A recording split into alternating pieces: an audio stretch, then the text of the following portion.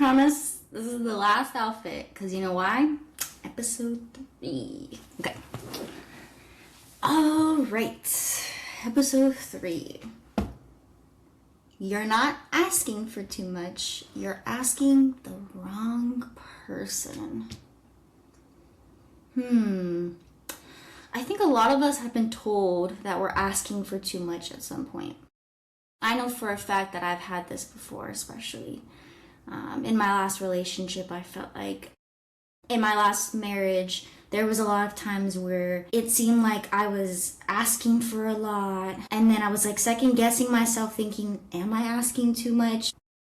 But as time went on, and going through therapy and talking to other people, if it's for the right person, you're not going to ever be asking for too much. I mean, obviously, there are things you want the same amount of healthy, where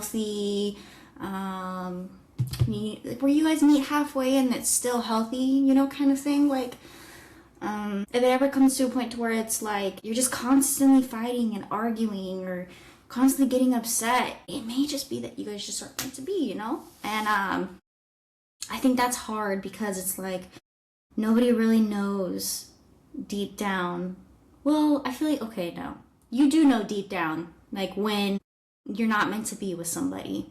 But I think it's harder to actually do it than you can sit there and say it over and over again, but actually acting on it and doing it is a lot harder than you would realize. And if I had a co-host, right next to me, meow, where you at? I just lost my co-host, I guess. I would be, asking the same thing. Because, everyone has their own different view on it. And it just really honestly depends. But I know for a fact that if I was ever in a situation like that again, that just tells me right there that the relationship is not equal. And that's one thing in my life that I've always told myself was that a relationship should never be one-sided, And I believe that people can, look at the situation in their own ways. And there are things that you could say behind it that would make the situation, different circumstances, things like that. Would be okay, yeah, I get that. Okay, yeah, that makes sense. But I think it really also just depends on, too. At the end of the day, it just depends on you, too, People are always going to have their opinion. But just because they have their opinion doesn't mean that it's necessarily wrong. Maybe that's what's good for them and in their relationship. Doesn't mean it's going to be good for you in your relationship. However, you shouldn't ever be asking for too much if it's the right person. All right. So for part 1, we're going to be talking about what people call too much. I feel like this is something that I've struggled with so much. I always kept telling myself, oh, maybe it's because I'm clingy, blah, blah, blah. But then I just started to realize you're not clingy if, there's a healthy amount of clingy and then there's a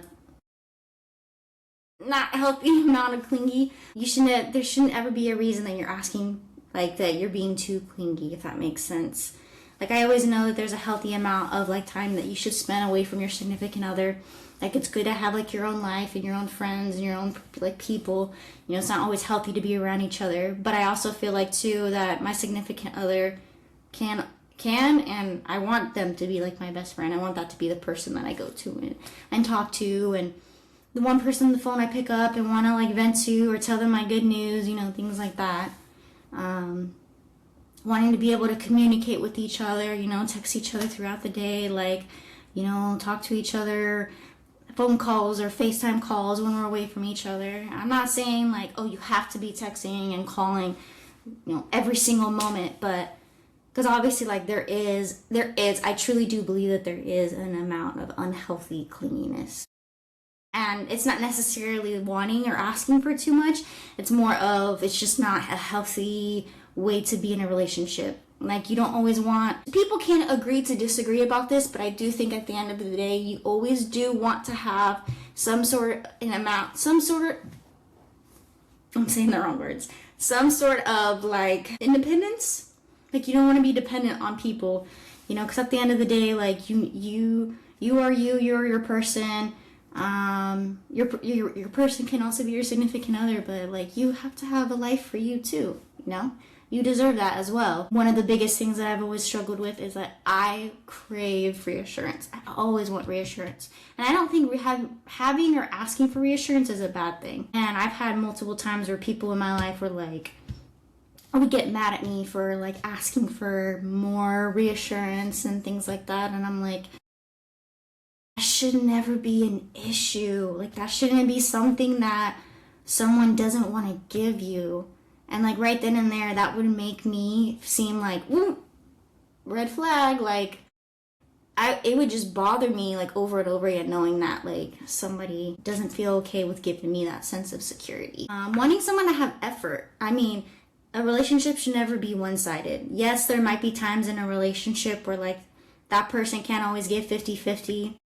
And like sometimes one person has to give 30, the other person has to give 70, but it should never be one-sided. And I feel like when that happens, either it's time to rethink that relationship or it's time to like look into fixing that relationship, whether it's counseling or and I'm not saying everyone has to do counseling. Counseling is not for everybody, but that's just something where you might need to come together and figure out like, is this relationship worth fighting for? Maybe we're not meant to be, or is this just something where we need clarity and need to figure out what we do and don't want with one another? I don't think any of these are crazy asks, but that's my opinion. That doesn't mean that necessarily you think the same thing.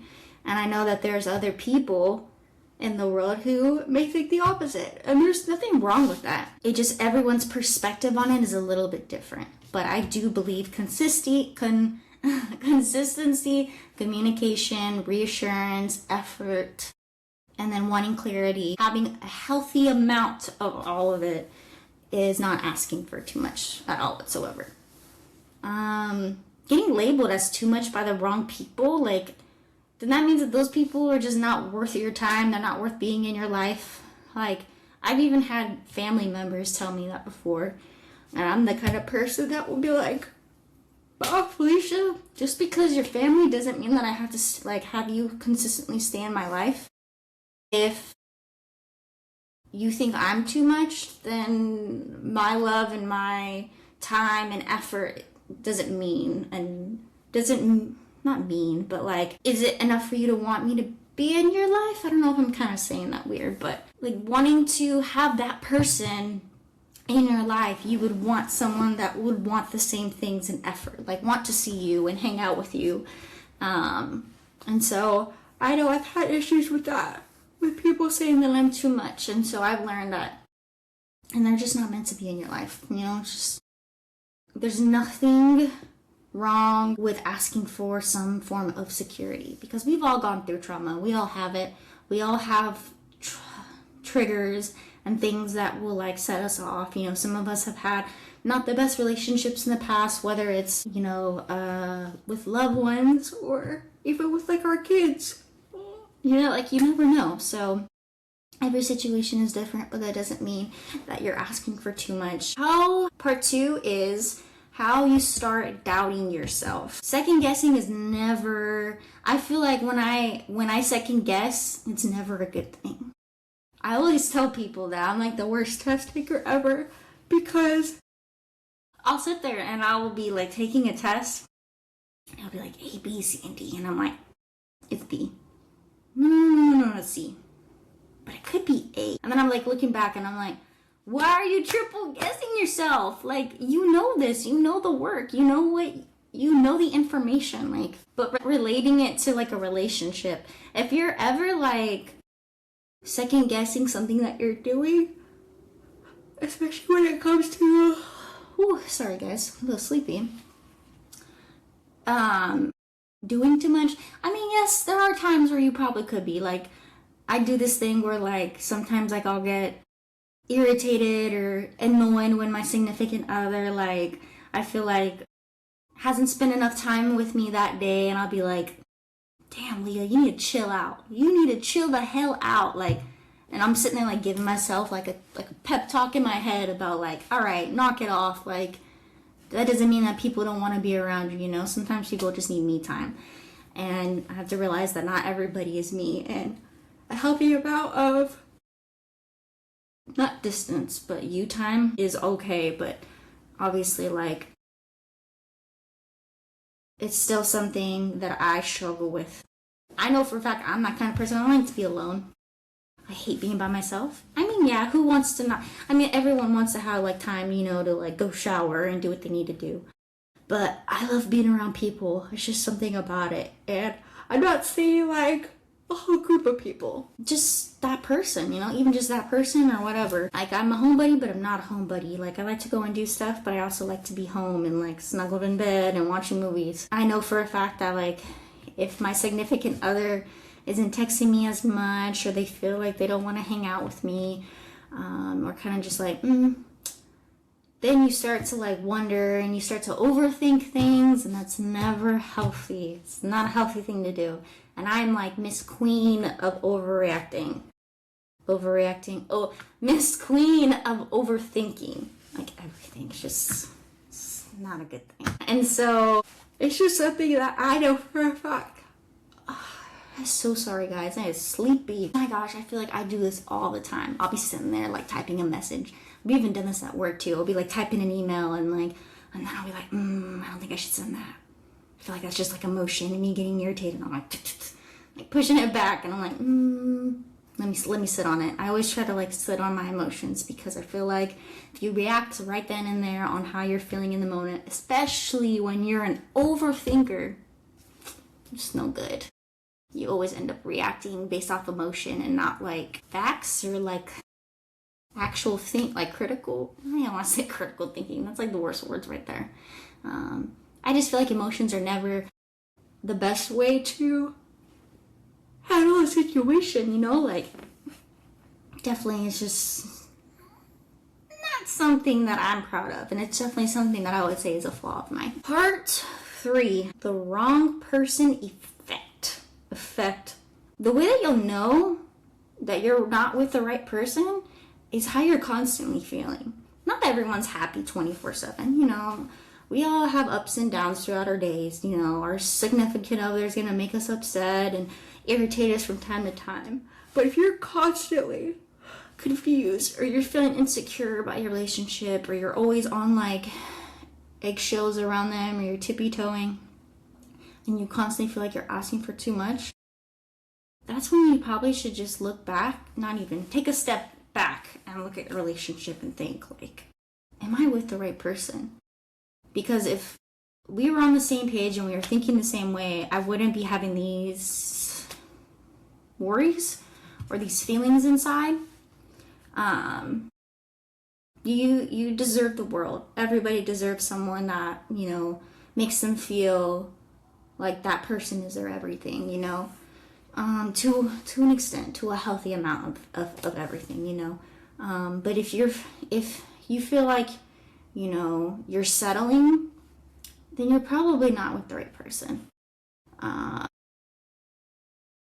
And having, you know, times in your relationship where things are constantly inconsistent, that's when people start to drift away from their significant other, and then things are never going to be able to get back.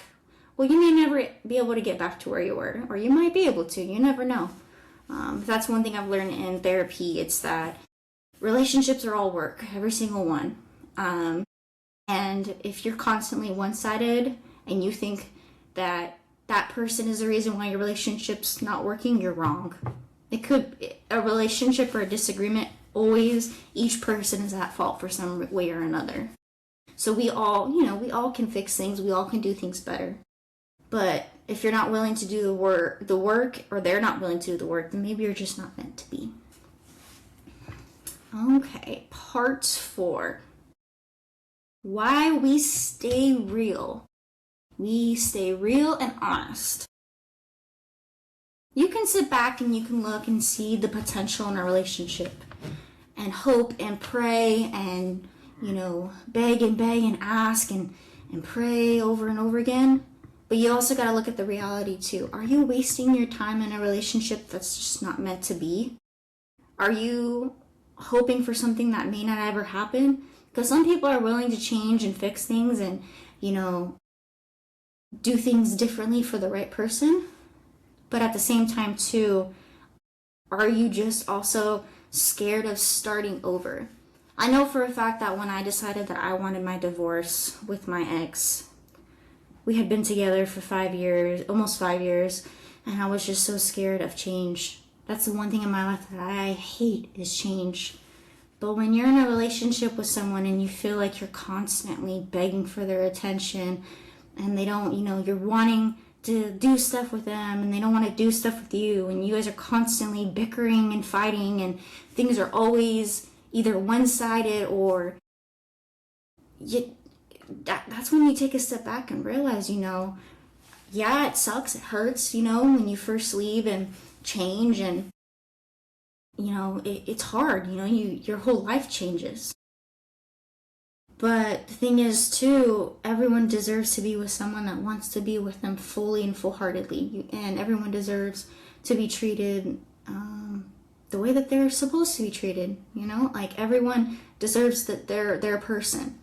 And just because you feel like, oh, I won't find anyone else or whatever the situation is, it's not true. I gave myself a lot of crap for getting divorced at such a young age. I lost a lot of people in my life. My heart hurt for quite a long time. And I would say I'm finally starting to realize that it was just a path in my life that I had to take. Change is hard. When you build a life with somebody and you're so used to like a certain type of routine and everything, it's hard not coming home to that person. It's hard not texting and talking to them every single day. But everyone deserves their person. And I know for a fact that wasn't my person. And that's okay. A lot of crying, a lot of nights where I was really sad and down and just overwhelmed with life. But I know what I did now with getting divorced was what was meant to be. And I truly, truly believe that if someone really wants to be with you, they will make the effort, and whatever you're doing will never be too much for them if that's what they want. Part 5, the shifts. When you find that right person, they won't make you feel like what you're asking is too much. They won't punish you for getting upset or punish you for expressing how you feel. They won't be super confused on what you're asking. And what you're asking won't be there's this phrase where it's it won't be shrunken down or shrank down. Something into that wording, they will give you clarity rather than confuse you even more. And they will be more consistent, and less insensitive. And I think that's the biggest thing too, is people have to realize just because it may not be making you feel some type of way doesn't mean that your significant other's feelings don't matter. Because of course, the last thing you should be doing is making your significant other feel less worthy. So yeah, guys, you're never too much. You just been giving the right things to the wrong person. I truly believe that you can have multiple loves in your life. You could always think you're in love and you're not. But I do truly feel that we go through moments in our life where we feel and grow things with people, and some things are meant to stay and some things are just meant to be a lesson. But just know that you matter, your feelings matter, and how you feel in your relationship matters more than anything. And these are just things to think about, It's scary, definitely, to leave a relationship, especially when that person has been your everything, I knew my ex for 10 years, and so it was really, really hard when everything kind of just stopped. But now I definitely could tell you that I am in a happier place, and I know what I did for myself was what I needed to do. Well, guys, that is the end of episode 3. Like I said, the first 3 episodes are going to be short and a little bit to the point, but I promise you, as episodes go on, I'll start adding things and having people come and talk as well, and maybe have some, other things. And if there's things that you guys want me to do too, or things you want me to talk about, just message me on Gmail, HearMeOutDiaries@gmail.com. But I would love to hear from you guys, and I can't wait to see what happens in the next couple of episodes. But I hope you enjoy what you're hearing, and I'll talk to you later. Bye.